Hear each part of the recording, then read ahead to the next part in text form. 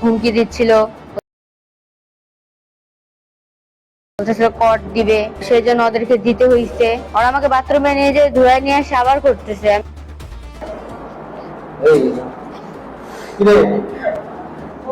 বিশেষ দিন হিসেবে ঘুরতে যাওয়ার কথা বলে প্রথমে ডেকে আনা হলো বান্ধবীকে, এরপর সেখানে ডাকা হয় আরো দুই তরুণকে। কিশোরী হয়তো ভেবেছিল বেস্ট ফ্রেন্ডের কাছে সে পুরোপুরি নিরাপদ, কিন্তু হঠাৎ করে যেন বদলে গেল সবকিছু।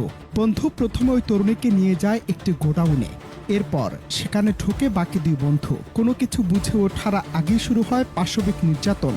একবার দুবার নয়, 3 বন্ধু মিলে টানা 3 ঘন্টা ধরে ওই তরুণীকে করে গণধর্ষণ। এক পর্যায়ে সরে যেতে চাইলে ওই কিশোরীকে গোসল করিয়ে আবারও নাকি করা হয় নির্যাতন। শুনতে অবাক লাগলেও মর্মান্তিক এমন ঘটনায় রীতিমতো তোলপাড় চলছে জেলা জুড়ে।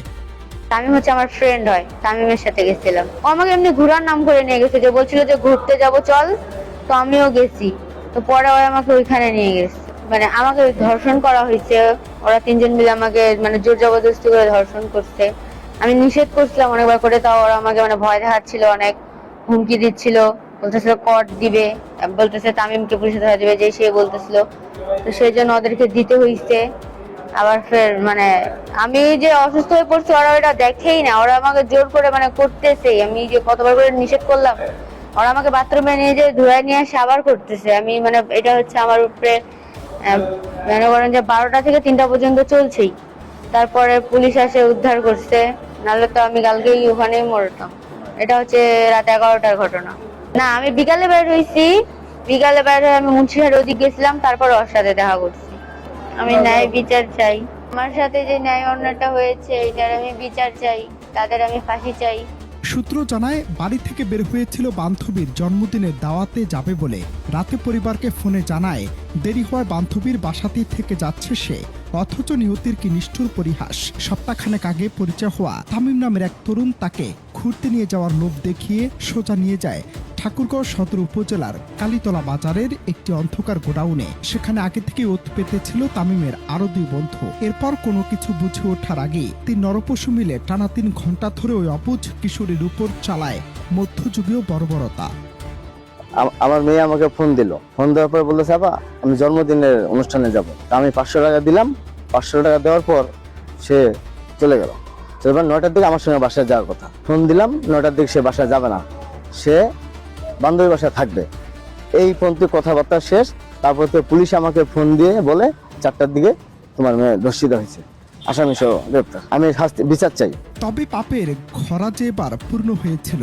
গভীর রাতে কালীতলা বাজারে টহল দিচ্ছিল পুলিশের একটি বিশেষ দল। ঠিক তখনই মামলার দ্বিতীয় আসামি রনির বাবার গোডাউনের সামনে একটি মোটরসাইকেলে সন্দেহজনক ও বারবার যাতায়াত চোখে পড়ে দায়িত্বরত পুলিশ সদস্যদের। গভীর সন্দেহে পুলিশ সেখানে আকস্মিক অভিযান চালাতেই বেরিয়ে আসে ভেতরের এই পৈশাচিক সত্য। অন্ধকার গোডাউন থেকে মুমূর্ষু অবস্থায় উদ্ধার করা হয় ওই কিশোরীকে। পুলিশ কালক্ষেপণ না করে দ্রুত তাকে ঠাকুরগাঁও 250 শয্যা বিশিষ্ট জেনারেল হাসপাতালে ভর্তি করে, আর হাতে নাতে গ্রেফতার করা হয় সেই 3 বন্ধুকে।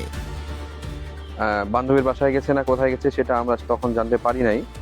তারপরে সে রাতে 9টার দিকে আমার শ্বশুর ফোন দেয় যে কিছুক্ষণের মধ্যে বাসায় যেতে হবে, তো বাসায় যাব।